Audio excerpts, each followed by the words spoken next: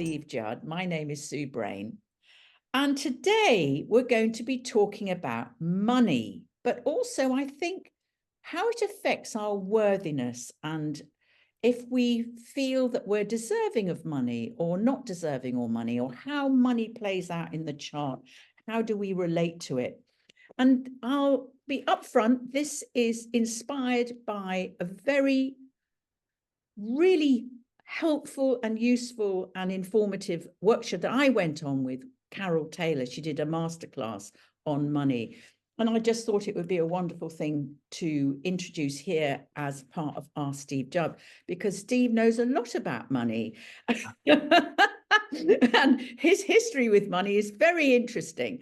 So we thought we'd start with this. So Steve, where are we going to start with this? The astrology of money. You read most of the textbooks and they'll all go, oh, well, Taurus, isn't it? In it, the buzzword for 2024. Taurus, isn't it? No. The second house. Everyone thinks, oh, it's the second house. It's all about money. No. The second house is about what has value and worth. Now, to most people, that means money. But it can equally be love or food, passion, sensuality, whatever it is that turns you on, that makes you feel that you are valid and that other people are valuable, as opposed to invalid or invaluable. I know it's semantics. How you appear to have lots of things. I often find, using my chart as an example, I have no planets in Earth signs, but lots of planets in Earth houses.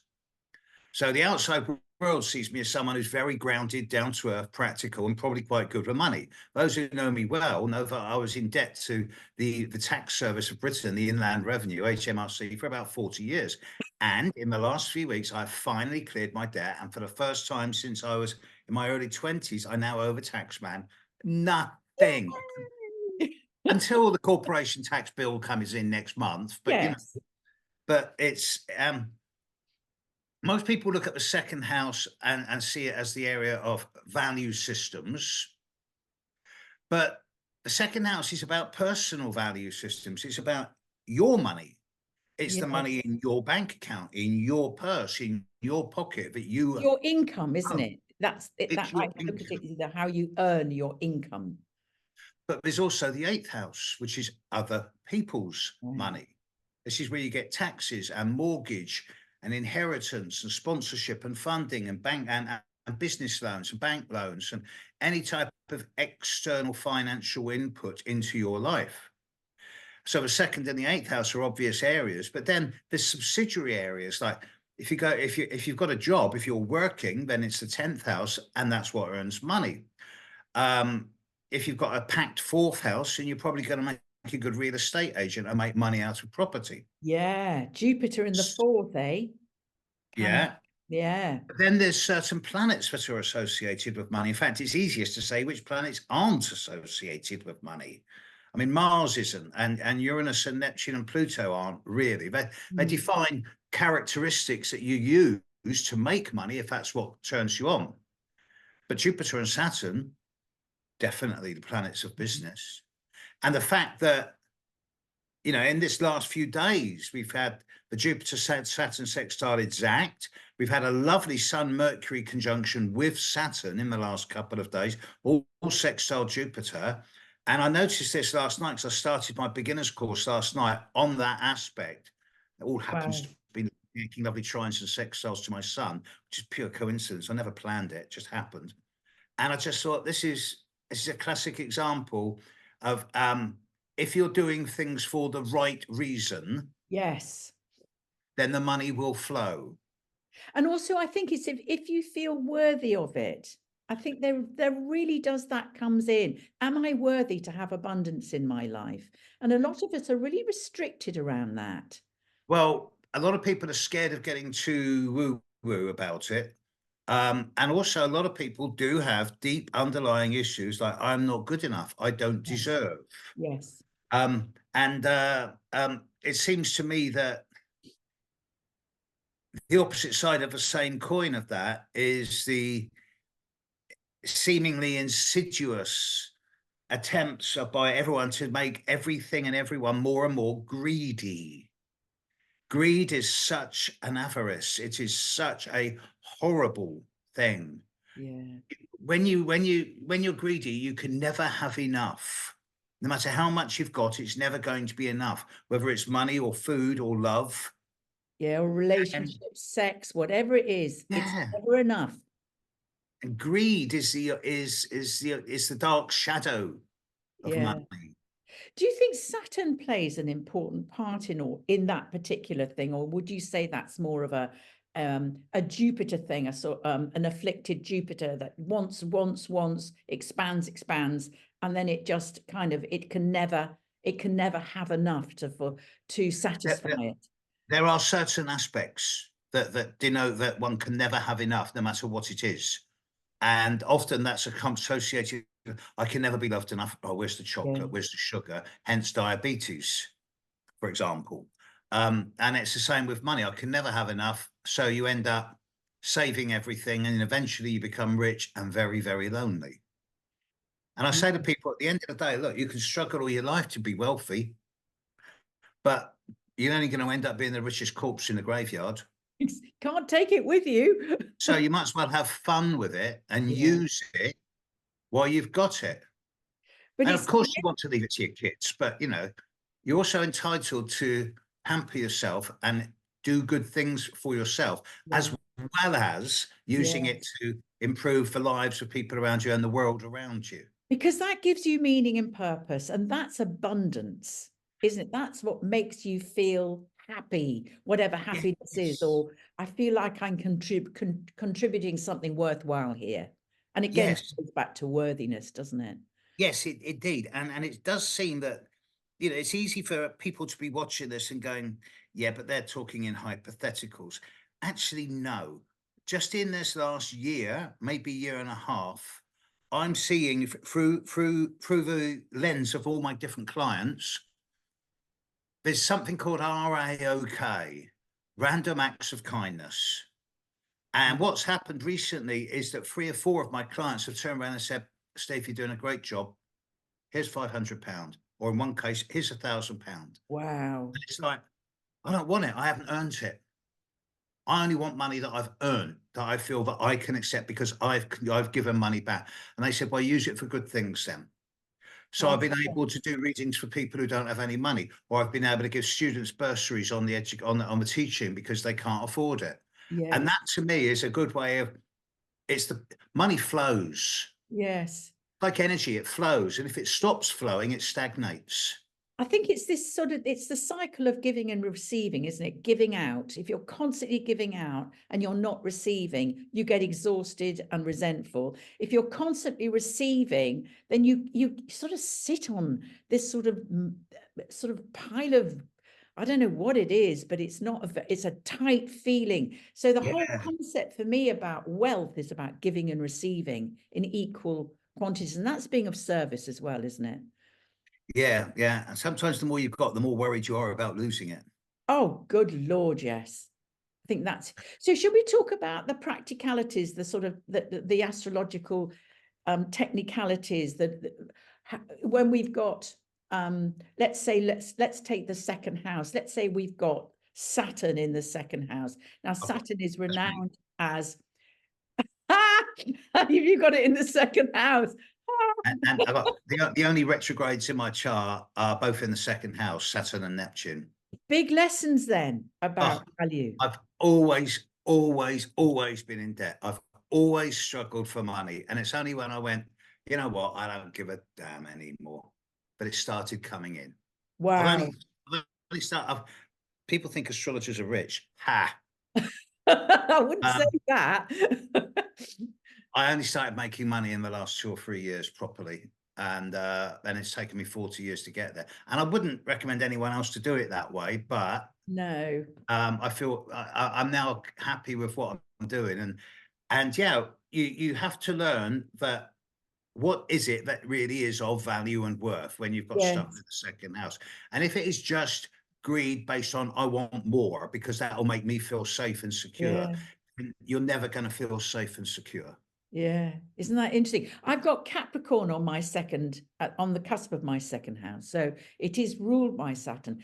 And I've always had a very strict relationship with money. I've always been incredibly careful. I've never wanted to go into debt because I haven't actually got it in my second house, but it's definitely there, that sort of thinking, oh, and as I've got older, my relationship with value, worthiness, and money has changed and it's matured.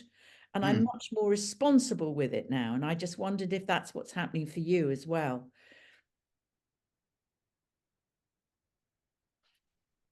It would be arrogant for me to say that I've grown and matured, although I'm pushing 70. I'd like to think I am. At the same time, I find myself faced in the dark with a dilemma. In that, for the first time in my life, I've got money, and now I've got money. I'm thinking, well, what do I want it for? What am I actually going to do with it? Yes, of course, I'll give some to my child or my children when I die, but you know, they're not badly off. They can cope. And then I realised I know what I want to do with it. The reason I've been making money is because of astrology. So when I die, I'm going to give 50% of my money to, I'm not going to name them because that would be flippant, Yeah, but a yeah, particular astrological group who are training astrologers in the best possible way. You know who I'm talking about. yes, And yes, yes, yes, yes. and I'm going to fund lots of people who can't afford their training to become astrologers. It's kind of like That's leaving a legacy, a bursary behind, which is exactly really a legacy. important. And I And want that's that takes us to the eighth house, doesn't it? Because the eighth house for me is about legacy, and it is about other people's money, and it's about tax and inheritance. And how yeah. does this play out, would you say, in people's Well, many hearts? people will look at the eighth house and go, "Oh, it's all about sex and death." And I'll go, "Yeah, you forgot the taxes, sex, death, and taxes." Yeah. Um, Obviously, it's much deeper than that. It is the psychology of money. It is the Mm, psychology of what is of value and worth, and how much you value yourself, and what it is that you appreciate, enjoy, and what turns you on. And we talked earlier of Jupiter. Jupiter in the second house is not necessarily a good thing because it can make you unstable and financially insecure because you can never have enough. It's always yeah, looking for more. I mean, Venus is the ruler of the second house. yeah, So Venus in the second house generally gives good value systems, a fairly healthy balance in one's approach to money. Obvious Saturn in the second house. One of the things I've learned about it from my own experiences is that whilst I've never had everything I've wanted, I've always had everything I've needed. that's Saturn for you. That's Saturn. I've always been able to put food on my table, Yeah, clothes on my back, roof over my head, and a yeah, little bit of cash in my pocket, and I always will. yeah. And for that, I'm very grateful to Saturn. This is why I'm Saturn's boy. Um, um, so there's only, I don't like personally having Neptune in the second house because sometimes you think, well, where does the damn stuff come from? And where's it go? Where's it going? And it's Slips through your out. fingers like Yeah, sand and water. But yes. it all depends on the aspects. Yes, And I think on, Pluto in the second house is interesting too, because in my experience of looking at people's charts with Pluto, they've often lost the bloody lot and then they've rebuilt themselves yeah, again, yeah, which with a is different really attitude, interesting. second time. Yes, value, they suddenly begin to value what worth is about Yeah, in a different yeah, way. that's amazing when that happens. Yes. Yeah, I find that really interesting. So let's go back to the eighth house because I think we're just in the middle of exploring that. So if Pluto is in the eighth, how would you interpret that in respect to our relationship with other people's money, with life, resources, taxes, all the rest of it? With anything regarding Pluto in the eighth house, if you don't deal with your own psychological fears and phobias, then you're going to end up as a very unstable and insecure individual. Having said that, Pluto in the 8th house will transform over the course of a lifetime. It will not only transform your own personal attitudes to what it is of value and worth, whether it is money, possessions, assets, property, materials, or resources, but it will also transform your attitudes towards other people in your life. And you you will generally find as you age with Pluto in the 8th, but you will gravitate more and more towards people who have a similar value mindset as oneself. Yeah. I think Saturn does that in the 8th as well, actually, in a way. You sort of grow into it, don't you? Yes, and it's not based on wealth. It's based on similar attitude and philosophy, I suspect. Yes. Yeah, and also long relationships, perhaps, or being that sort of sense of commitment and working through all those issues that the 8th house can bring into relationships. Would you say that? I would, because I'm quite familiar with 8th house energy in relationships. And the one thing about the 8th house I have realized is that people with a lot of planets in the 8th house take a very long time to trust someone. Yes. Trust is a big issue for a lot of 8th house people. And it's not fear of being people with a lot of planets in the 8th house are generally quite astute. So they, despite their fears, they rarely get cheated or conned, not excessively, but there is this still this underlying fear. And it is not a phobia or a paranoia, because it's a fear, because fear is you know what you're scared of. And Yes. that fear of with all those planets in the 8th house is basically of being lied to. Or robbed, would you say? Robbed of finances, robbed of the truth. Yes. Yes. This is in connection with the 8th house link with Scorpio and with Pluto, in that it's much more yes, no, black, white. Mm. And sometimes you're not being lied to, but you're not being told the complete truth. And the 8th Yeah. house is very good at working out what is transparent and what is not. The other thing So that I've come across, Steve, which I'm really interested in, especially I had this the other day with a client. She had the MC in Scorpio, and I said I mentioned the fact that Scorpio is often associated with other people's money and the 8th house, and also psychology. And she went, "Well, my work is working psychologically with other people's money. I train them how to deal with their money." And I was just like, you can't make this stuff no, up. you can't make it up. I was I'm just having blown away by that. it's great when that type of thing happens. Yeah. So also planets in the 8th house can mean people working Oh as yeah. accountants, bankers, Mm, mm. investors. Is that right? Would you say? I would. And perhaps the strongest lesson of the 8th house, and to a lesser extent the 2nd house, is it's not about how much you've got, it's what you do with it that counts. Because as I say, what's the point of dying with all that money in the bank? Yes. Yeah. So, it's I'm not saying just give it away. I like the idea of being a what's the word, a benevolent millionaire or whatever. I forget the name of it. Yeah. But obviously you have to look after yourself, and everyone's entitled to a good life.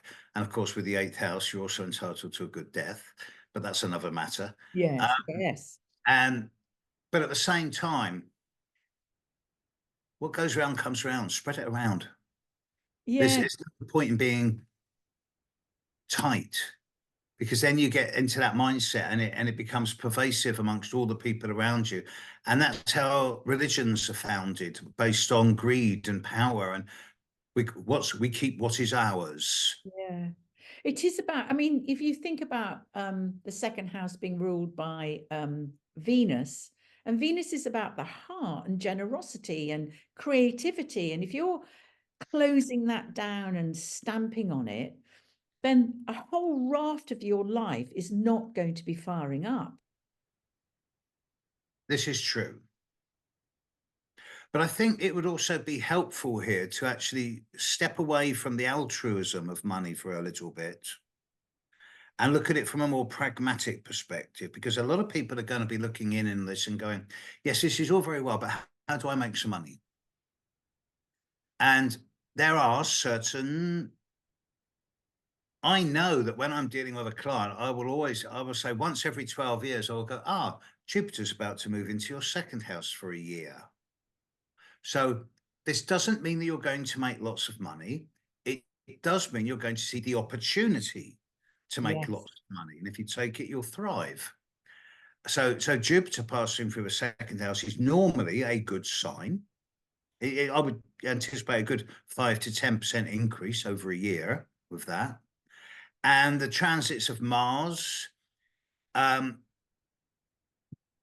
solar eclipse. A lot of people don't like solar eclipses. I love them. I see them as brand new start points. Me Get a solar too. eclipse in your Launching second pads. house. Where's this eclipse coming up on April the 8th in your chart? It's coming up in my 11th. It's in my 8th. Oh, is it? Yeah. Uh, So ah. I should probably put £5 instead of £1 on the lottery. And actually talking about the 11th, also what I can't remember, I read this a long time ago and I just wondered what you felt about it. But if you have planets in the second house and you have, let's say, Jupiter or a benevolent planet in the 11th, because it's all to do with hopes and wishes, that apparently, well, I can't remember which astrology was saying this, can indicate luck to do with lottery wins. Would you say that? Because I would just sort of normally think that would be in the fifth house, the sort of house of gambling, fun, Leo stuff. See, Lady Luck is fickle Mm, and she is random with her affection. Dame Fortuna can be wooed. right. You can attract fortune. You can make your fortune. You can earn your fortune, but it's a conscious effort on your part to do the right thing to accrue wealth in whatever form wealth means to you. Whereas luck is not seducible. Luck is random. Mm, So I don't think there's such a thing as being born lucky. But I do think there's certain aspects in the chart that say that if you're doing it for the right reasons and you choose your times wisely, you can attract a lot of money. The emphasis then, of course, will be, okay, so you've made a lot of money. Right, what are you going to do with it? yes. If you're going to keep it for yourself and be greedy, and then you won't get that opportunity again. Mm. I mean, if you had won all the money in the universe, would you change what you're doing? No, but I wouldn't. I'd set up a number of different universities and schools and give Yes, bursaries so that but you we would could train still tens be of an thousands of astrologer. astrologers. Yeah, Yeah, yeah, me too. obviously, I just put it to the service of humanity to try and Yeah. improve the consciousness of the globe. And I think that's abundance, isn't it? Knowing that you're doing what you love to do, and that's not up for grabs. Whatever happens, it's about I call it like for me, it's like you know, when getting onto the beam and locking the beam on, and when you're locked onto your beam, you're what you're meant to be here to do, then that's Yes, utter abundance for me. but yes, it is. But most people assume associate abundance and its opposite, paucity, Yes. with money. Yeah. Purely. Yes. Mm. And when you're caught in that downward spiraling loop of I've got to make money, I've got to make money, it's always important, then you're never going to make money. Or you're always going to be Because, terrified it's going to be taken away. I think a lot of yes, people have that, don't they? That terrible fear. yes. Well, if the newspapers and the television stations are to believe, there's lots of people out there who will try and con you out of your savings on the phone or on the website or with crypto or whatever. Yes, I'm sure some of this exists. Some Mm. of it. Mm. Yeah. But anyone who's astute enough, well, I mean, why would anyone of a right mind give away their PIN code or something like that? It's, It's an again, interesting one, isn't it? it is. I suspect there's a lot of hype around this as part of a sort of ongoing systematic dumbing down of society. Yes. Being deliberately polite there. I think poverty is really important to talk about as well, poverty consciousness. And also this sort of sense that some people who are very wealthy will give everything up to become Yes. quite aesthetic lives. And I'm Yes. very interested about the transits that inspire that to happen. I just wondered if you would say a few words about that. I know a good astrologer who has put quite a lot of her money into printing school books in the language of a local environment somewhere like Africa or India, where that language is only spoken for like 50 miles in any direction. So Wow. those books are valueless anywhere else in the world. That's And I just thought interesting. that's a really good way of spending money to aid children's growth. The Yes. idea of fostering education, providing education in the right way is so investing in the future. Mm. But what would you say is when somebody like they go, I don't want the money anymore. I don't want the kudos. I'm just going to live a very simple life. What would you say would be the transit that might trigger that? That would be a something like a Pluto square or opposition to the Sun in the eighth or the Sun in the second, Yes. or it would be something like the Saturn return, where you think, well, wait a minute, I've Yeah. paid my mortgage, I've got enough money to buy my food for the rest of my life and pay my bills. Let's use the rest of Yeah. it. Or maybe 10th house doesn't want to be out in the world anymore. Fourth house That underpinning. lovely story the other day of that 84-year-old billionaire lady in Canada who just stood up in front of the entire medical college and saying, I'm giving this college $1 billion. You are now guaranteed your education free of charge to become doctors. No more tuition. Wow. And the place erupted. 20,000 students suddenly realized their medical tuition fees for the next 4 years were going to be paid. Gosh, And that's such a moving thing to hear somebody do. oh, that's just a great story. As Yeah. she said, you can't take it with you. And you're Yeah. not doing it for the to have a statue or a building named after you. You're just doing it because it's Because she not wants, because for me to she say it's the feels right it's thing to right to do. But do. now, but that's our own individual ethics. It's it makes for me to do something like that, it would make me feel good. And I Mm. don't need any other reason than that. I don't even need to explain it to myself. Yeah. And It would just nobody make need me feel know anyway, because it isn't about that, is it really? it's not about that. It's No, just it's about doing good interesting. That's a because richness of heart. random acts of kindness. Yeah. Yeah. Just wanted to just find to sort of finish off here. Why do you feel people are so secretive about money and nobody wants to know how much they earn, or it's a sort of, it's like a dirty word. I think it's because we've been indoctrinated over the last 2,000 years in the West with Christian and Hebraic culture, and in the East from more Islamic, Hinduic, Indian culture. It's all about based around power, greed. Yes. The wealthier you are, the more power you have. And as we've said a number of times before, it's not about being powerful, it's about being power filled. Yes. The more money you keep, you think you become more powerful, but actually you become more corrupt. The more you let money flow in, through, and around your life, the more you are the conduit for it, the more you become power filled, and your life becomes better and the world becomes a better place. Sounds trite, sounds simplistic. It's not. To actually let go of money is a big thing for a lot of people. Or the attachment to the outcome of it, isn't it? Yes. It's an interesting, it's an interesting place to sort of contemplative place to close this chat. But I just think it's saying to anyone who's watching this, you know, do put in your comments below what your relationship with money is about. We'd be really interested, wouldn't we, Steve? Yeah, very much so. You know, share it, and you know, we can all learn from each other, from each other's astrological. Philanthropist, that was the word I was looking for. Philanthropist. Yeah, if I had a lot of money, that's what I'd like to become, a A philanthropist. philanthropist. Well, I'm totally up for that as well.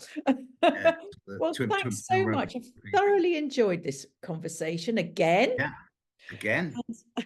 And we'll see. We'll see you next time. Yeah, see you next time. Take care. Bye.